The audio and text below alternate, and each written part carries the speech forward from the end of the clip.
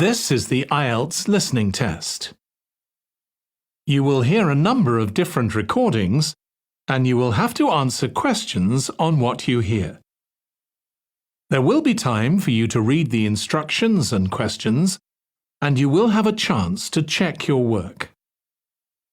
All the recordings will be played once only. The test is in 4 parts. At the end of the test, you will be given 10 minutes to transfer your answers to the answer sheet. Now turn to Part 1.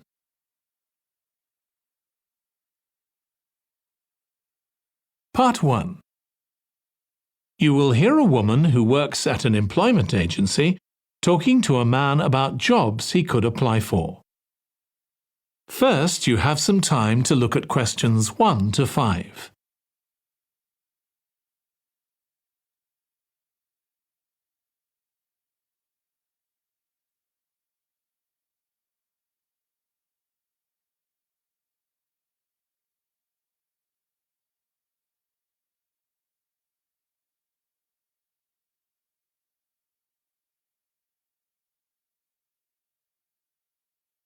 Now listen carefully and answer questions 1 to 5.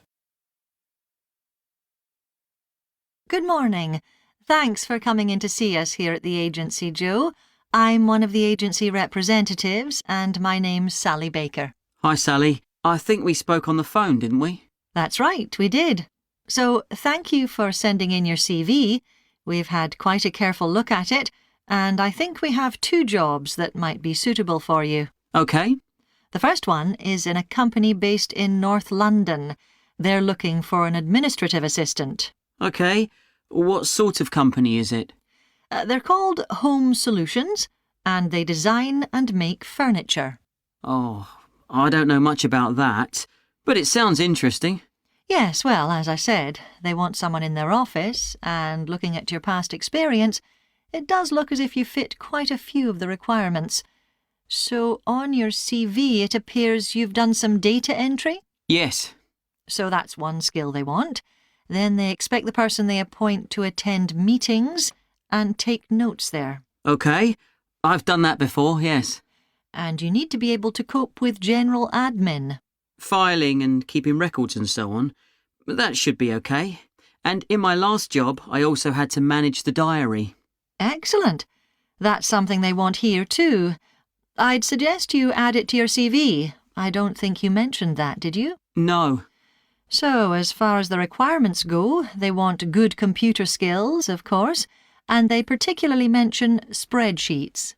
That should be fine. And interpersonal skills, which would be something they'd check with your references.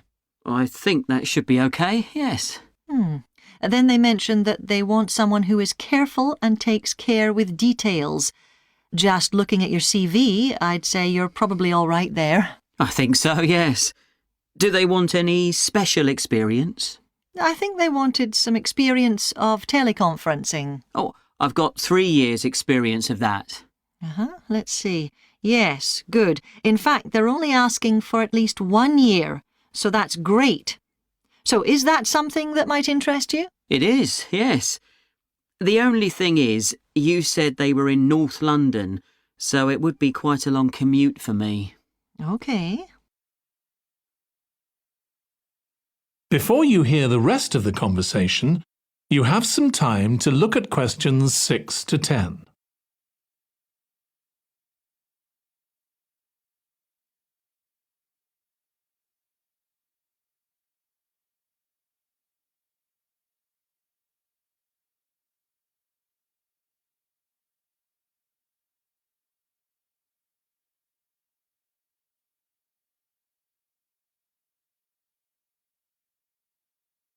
Now listen and answer questions 6 to 10. So the second position might suit you better as far as the location goes. That's for a warehouse assistant, and that's in South London. Yes, that would be a lot closer. And you've worked in a warehouse before, haven't you? Yes. So as far as the responsibilities for this position go, they want someone who could manage the stock, obviously, and also deliveries. That should be OK. You've got to keep track of stuff, but I've always been quite good with numbers. Good. That's their first requirement. And they want someone who's computer literate, which we know you are. Sure. Then they mention organisational skills. They want someone who's well organised. Yes, I think I am. And tidy? Yes, they go together really, don't they? Sure. Then the usual stuff. They want someone who can communicate well, both orally and in writing. OK. And for the last warehouse job I had, one of the things I enjoyed most was being part of a team. I found that was really essential for the job. Excellent. Yes, they do mention that they want someone who's used to that, yes. Now, when you were working in a warehouse last time, what sorts of items were you dealing with? It was mostly bathroom and kitchen equipment, sinks and stoves and fridges. So you're okay moving heavy things? Sure, I'm quite strong and I've had the training. Good. Now, as far as experience goes, they mention they want someone with a licence and that you have experience of driving in London, so you can cope with the traffic and so on. Yes, no problem. And you've got experience of warehouse work. And the final thing they mention is customer service. I think, looking at your CV, you're okay there. Right.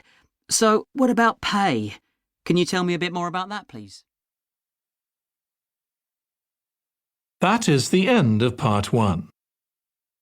You now have 1 minute to check your answers to Part 1.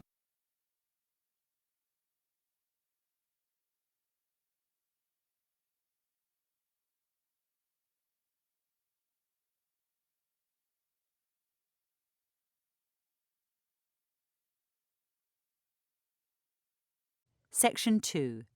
A very small house. You will hear a woman being interviewed on the radio about living in a very small house. Before you listen, you have 30 seconds to read questions 11 to 15.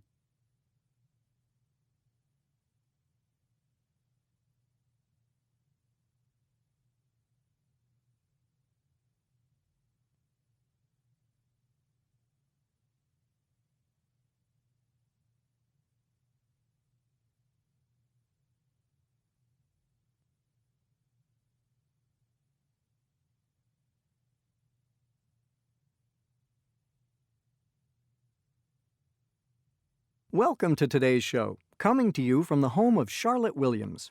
Good morning, Charlotte. Morning, Simon. Thanks for letting us into your home, which I believe has been inundated with guests recently. Yes, I held my birthday party here. Surely that was a squeeze, given your whole house is 8 square meters, about the size of my kitchen. The party was in the garden. I understand there's been an upsurge in interest in the tiny house movement. That's right. Even Oprah has interviewed some of its devotees. We're no longer the weirdos at the end of the street. But you were for some time, weren't you? Yes, I was. I'm sorry to say I've had unpleasant text messages, rubbish strewn across my lawn, and rats put into my water tanks. Goodness. But you know, when I was a kid, people used to smoke in doctors' waiting rooms and on airplanes. Once on a flight to LA, I practically choked. My mother said crossly, "Settle down, it's only smoke." Now, of course, no one smokes on airplanes, and my mother is the first person to tell anyone off who lights up in a surgery. So your mother's one of your fans? I wouldn't say that exactly. Anyway, she lives in France. In my opinion, in the developed world, we all consume too much. I mean, in 1945, the average house in this city for a 5 to 7 person family was 111 square meters. 2 generations later, it's twice that size, while the family has only 3.5 to 4 people. I note you say in the developed world. Perhaps an immigrant might still think you're weird. After all, isn't the American dream to think big? Yes, one criticism leveled at me is that my lifestyle is anti-American. It's true that while working in Mozambique and Vietnam, I was inspired by my neighbors who used few resources. Before you listen to the rest of the conversation, you have 30 seconds to read questions 16 to 20.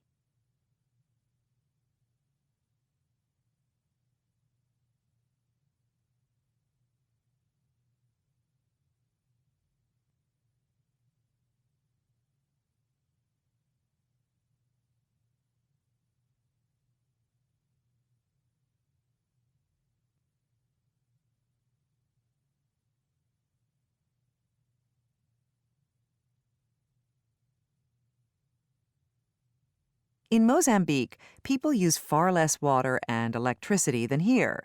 That's when I started to live without a fridge or a shower like the locals. I washed in a basin of water, which I still do. I don't think I could live without a shower. In Vietnam, many of my neighbors didn't have a kitchen, but cooked and ate outside. This meant there was life in the streets. Here, my kitchen consists of 2 elements and that basin. And as you know, my party was outside.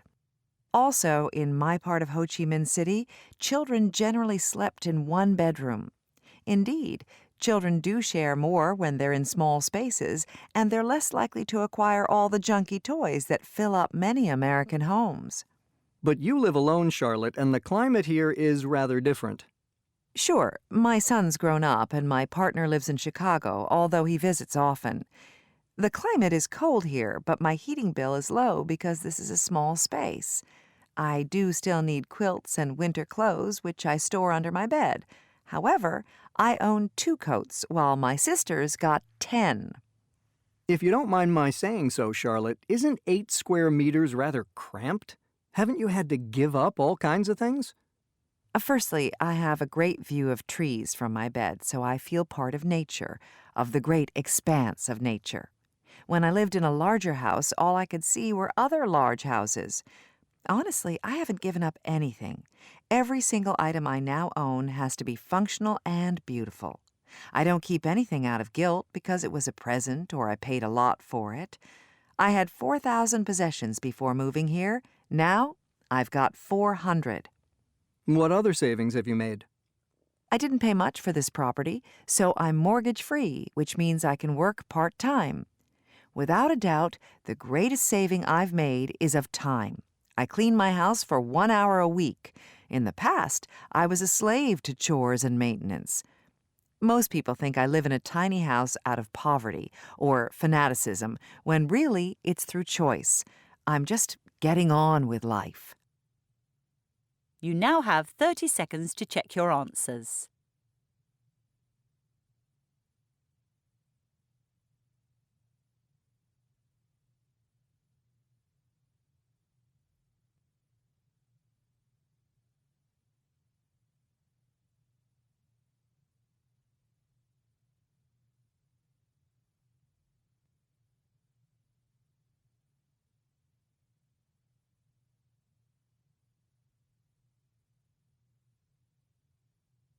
That is the end of Section 2.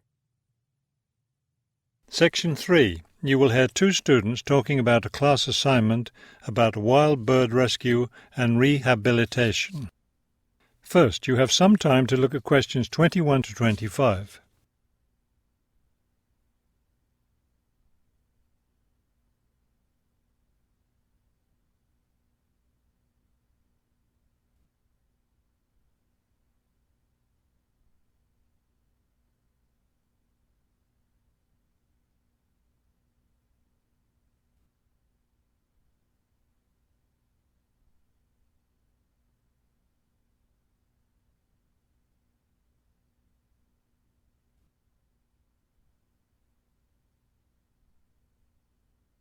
As you listen to the first part of the conversation, answer questions 21 to 25.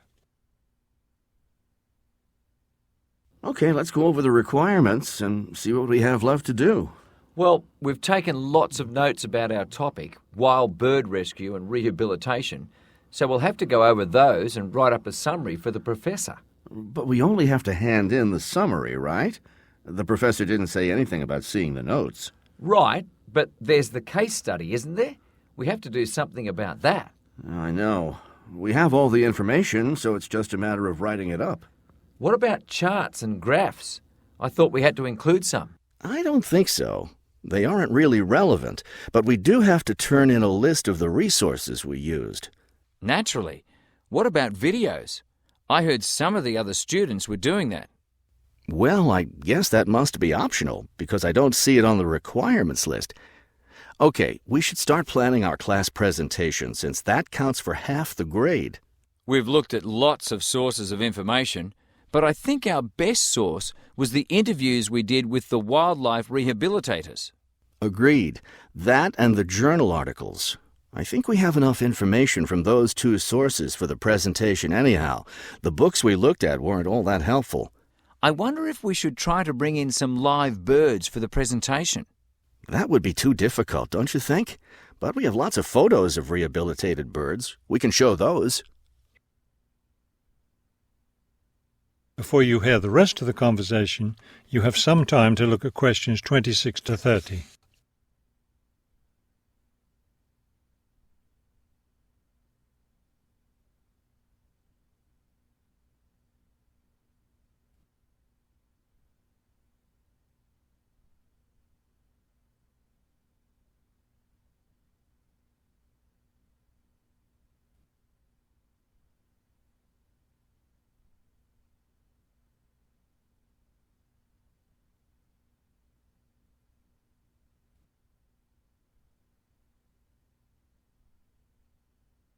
Now listen and answer questions 26 to 30. Right. OK, I think we should start by talking about how to rescue a bird. Probably first we should help people understand which birds need rescuing. Yeah, that's really important. Because a lot of times people see a baby bird that's all alone, or they find a bird sitting on the ground and they think it needs to be rescued. And usually, those are just baby birds learning to fly. So we should emphasize that people should only attempt to rescue a bird that's clearly injured. For certain kinds of birds, the rescuer needs to wear protective gloves because some of those birds have sharp claws and can tear your shirt, or worse, injure your face or some other part of your body. Yes, that's an important point. OK, next, let's tell people to put the injured bird in a box with good air circulation. We should let them know that a cage isn't necessary, and a bag, especially a plastic one, could hurt the bird more. Another thing we need to say is that the best way to help the bird stay calm is not by petting it or talking to it, but by leaving it completely alone. Then people should take the bird to the bird rescue center as soon as possible. Right, and we should also point out that when they're driving the bird to the rescue center, it's better not to play music on the radio or talk loudly, because those things just stress the bird. Yes, it's better just to speak quietly while you have the bird in the car. Okay, we've got that part covered. Next we should talk about what happens at the rescue center. That is the end of section 3. You now have half a minute to check your answers.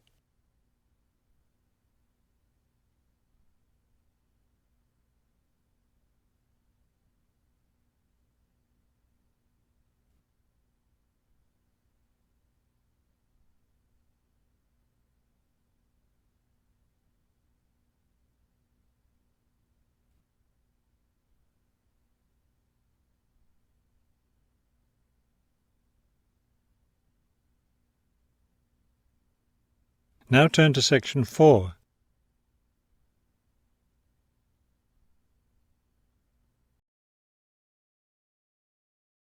You will hear a lecture about geotourism. You have 30 seconds to look at questions 31 to 34.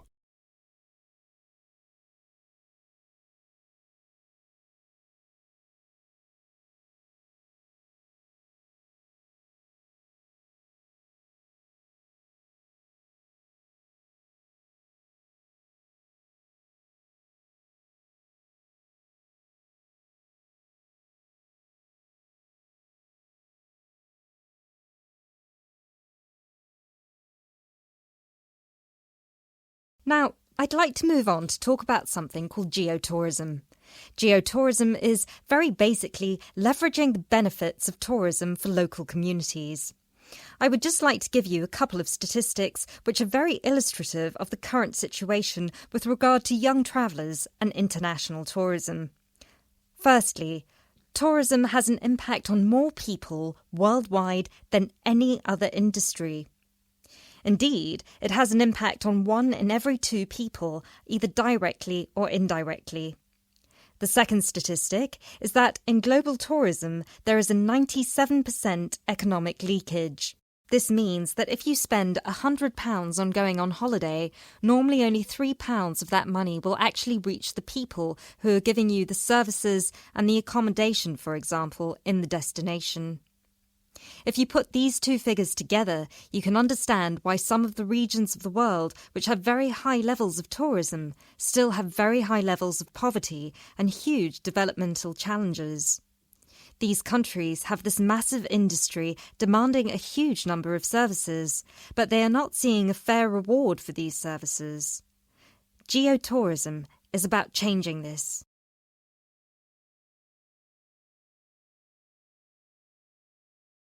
You now have 30 seconds to look at questions 35 to 40.